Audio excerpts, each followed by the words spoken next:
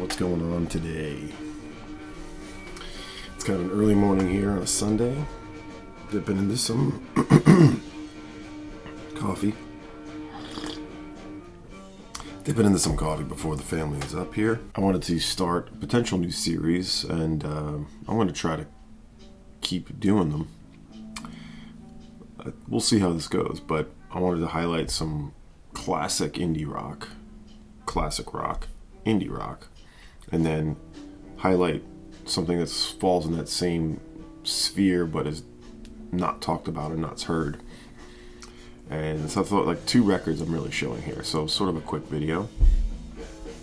And I just want to start a few other things like this that are sort of short recurring features. So I'm going to talk about a band that most of you will know, we're listening to in the background a little bit, but I'm going to talk about the record that sort of got me super inspired, really influenced my own guitar playing actually, and really the record I got that had me sort of excited and fell in love with this band. Modest Mouse. I discovered this in 1999, I think it was, as a music director at the college radio station in Oswego, New York. And I used to read the CMJ, Music Monthly magazine. I love the insert on this. I used to read that, and I remember just seeing this cover. I didn't know what this band was about. I was familiar with sort of the Pacific Northwest scene, and a little bit with the Up label, and Sub Pop is on there, so I was like, what's this all about? I was just intrigued by this sort of the schematic of this house and the title, Building Nothing Out of Something. And so I wrote to the label. I wonder if it was Chris Taquino, who was the founder of the label, who tragically passed away, but I found out that this was a compilation of singles, and which I have and I'll show, and an EP, and it was the last thing for the Up label before they got signed to Epic Records. And it was before that first album on Epic Records came out, The Moon in Antarctica. So the label sent me a promo CD, and I just was like, this is something else. This is sort of indebted in indie sound and sort of post-hardcore. But Isaac Brock's guitar playing and his lyrics really struck me. And I fell in love with this band, and particularly those first 2 albums, and the third, The Moon and Lonesome Crowded West. This is a long drive for someone with nothing to think about. Those first 2, though, are incredible records. I have an original copy on Up Records of the first album. The second album, Lonesome Crowded West, I'm still trying to get that original. So, and this is the original pressing of this one, Building Nothing Out of Something, which I found in Syracuse, because the school I went to, Oswego, didn't really have much of a record store. But the store in Syracuse, the Soundgarden, which is still there at a new location, I went there, brought CD trade, and bought this in the year 1999. And I'm seeing a few hairlines. Ooh, I don't like that. Over time, I don't like seeing hairlines on my original copy, but I don't think they sound. And those of you who were buying records, new, particularly indie records, and at that time, I only bought handfuls. I was still buying CDs mostly, but some. The records were cheaper than the CDs. Records were like $11, $12, which I'll show. I have something else to show you. But this is a compilation of this EP, which we're listening to right now, Interstate 8. This was only recently issued on vinyl for the first time. It was previously a CD. It's got like 5-6 songs on the first side, and the second side is live, which is what we're listening to. So this seminal compilation, their only comp, Building Nothing Out of Something, it compiles, there it is again, it compiles that EP I just showed, plus these other, I don't have everything, but it also includes the Broke 7-inch on Sub Pop, which is one of my favorite songs by Modest Mouse. Broke, incredible. And it also compiles A Life of Arctic Sounds, and what is it? Medication. Both, I think, are on this. A Life of Arctic Sounds is great. It's sort of just talking about being on the road and counting up the mileage. Here, by the way, is the very first record released. They had a lot of tapes out. This is the first 7-inch on K Records.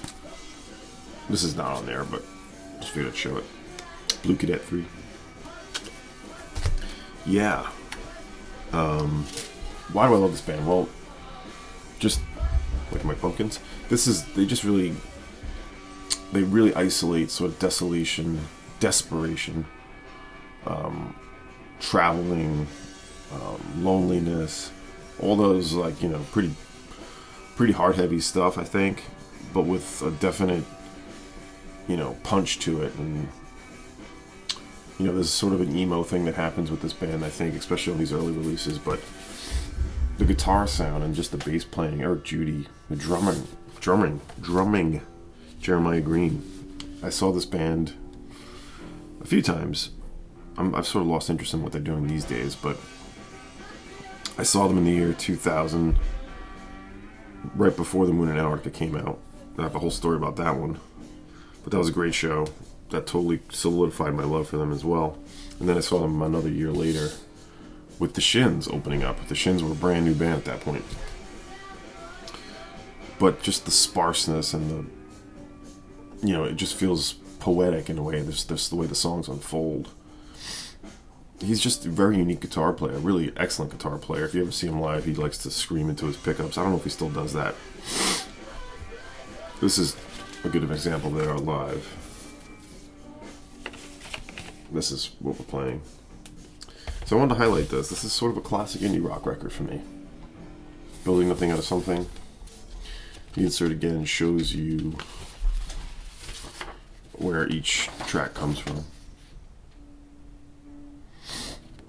So you can see the few singles. Oh, I have it upside down.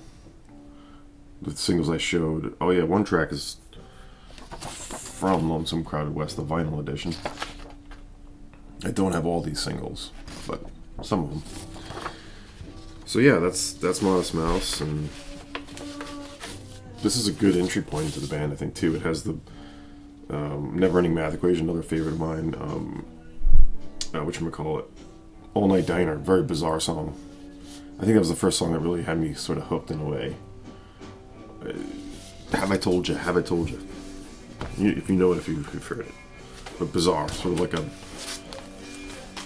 He sits down with a dude who tells him some pretty crude stories, and he sort of...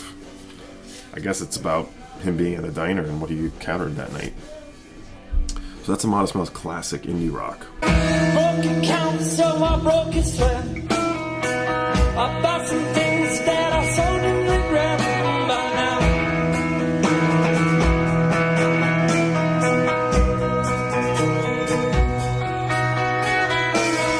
Broke my pace and ran out of town.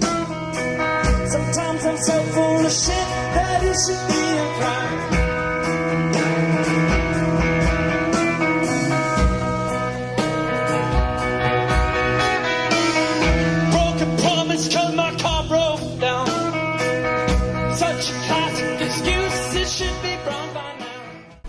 Here's one that's like not so classic, but should be. I just got this, but I knew about. I've had this record on CD for a while.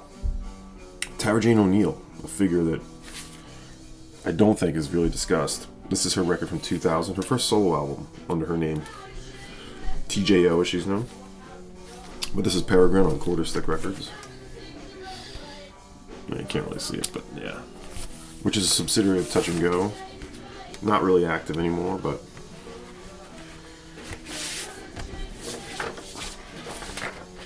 nice, beautiful insert. This record features some names: Andrew Barker, Cynthia Nelson, Samara Belsky, who's had some nice solo records, and Tara Jane O'Neill. This is from recorded in the summer of 1999 in New York City. She was in a ton of bands, out of the Louisville scene. The Sonora Pine, I don't have any of their records. Retson. There was another one, I think, I'm forgetting, an earlier band where it's all women. But this is the most sort of notable band, and the only record I have by them, the first Rodan album. Also on Quarter Stick, 1994, Rusty. There's a few other Rodin singles and compilations, but a classic in sort of the post-rock, post-hardcore, the Louisville sound, Louisville scene. A bunch of other bands would emerge from this. This is sort of like the where it all began for a lot of these people. Jeff Muller, Jason Noble, Rachel's would come out of this band, sort of. Yeah. But I want to talk about this Tara Jane O'Neill record, because she's got a bunch of solo records that are quite good. They sort of live in that. This is sort of like a reference point to where they reside sonically, but certainly more, a little gentler, because that Rodin can be a little harsh. So TJO on Quarter Stick, really great balanced sound. Sort of reminds me of Papa M, who's also associated with these bands, of course. Slint. This is a whole scene that really doesn't just get enough sort of love, but I totally dig. There's the movie Half Cocked, which sort of celebrates that scene. It's sort of fictitious but ridiculous and fun. That's worth checking out. Oh, here's a fantastic song. This is Interstate 8, I believe. Modest Mouse. But anyway, Tara Jane O'Neill, multi-instrumentalist, great vocalist, very sort of subtle and gentle, but, you know, as I said, the sound of Rodin and post-hardcore and sort of post-punk is in these records. This one is cool because it's sort of like a home-recorded affair, and it really shows her sort of expanding on that sound. This was like $10. Just finally bought this, included on another order, but I've been very familiar with her. The Sonora Pine's a great band too. At some point I've been checked those records out, but you can find many of her records for very little. People just aren't looking for those, and these days in the collecting world, finding cheap records of any kind with the music being worthy is tough. Here's that insert again, sort of a peach on the Quarter Stick label. And I was going to mention, it includes the original mail order catalog that you used to get with records. And it's fun looking through, because this is from, you could see, TG2K, Touch and Go 2K, Y2K. Because this record's from 2000. But it's fun seeing the original mail order forms, which I definitely used to do. Send cash, money order to in an envelope and hope to get back records. But you can see here, like, look, Silkworm, Blue Blood, LP $10, CD $13.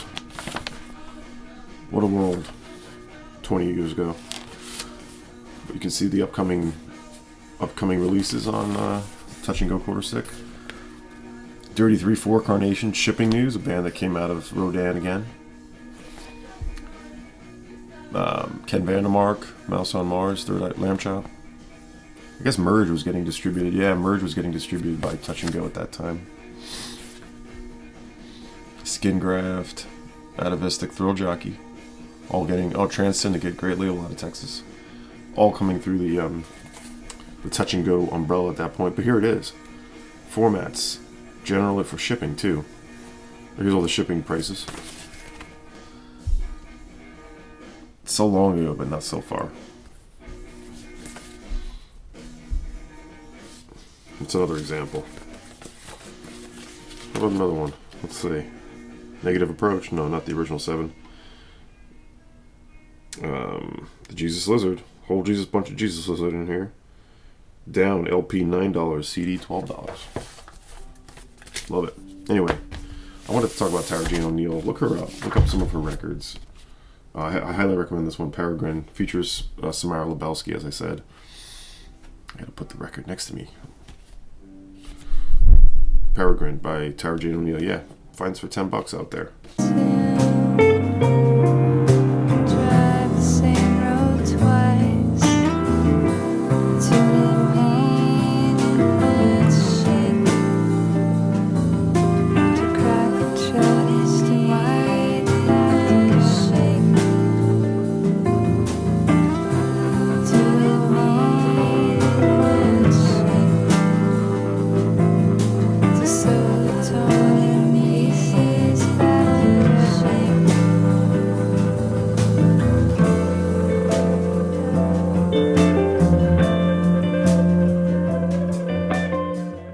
that's it. We'll see. I want to get this to be like a recurring thing and keep it somewhat short. I'll put in some sound samples of a couple of these. Hope everyone's doing great. Hope you enjoyed that. Hopefully, if anyone wants to participate in this kind of thing, I think indie rock in general is not totally covered the way it should. I mean, rock is certainly covered, but some of these indie bands, you know, there's not a ton of channels that dedicate a lot of time to it. You know, Sam, the Vinyl Douche, does. I'm sure these are all familiar with him. But I wanted to talk about sort of the classic indie rock, because this stuff is old now. Anyway, that's that. Hope everyone's doing good. See you next time.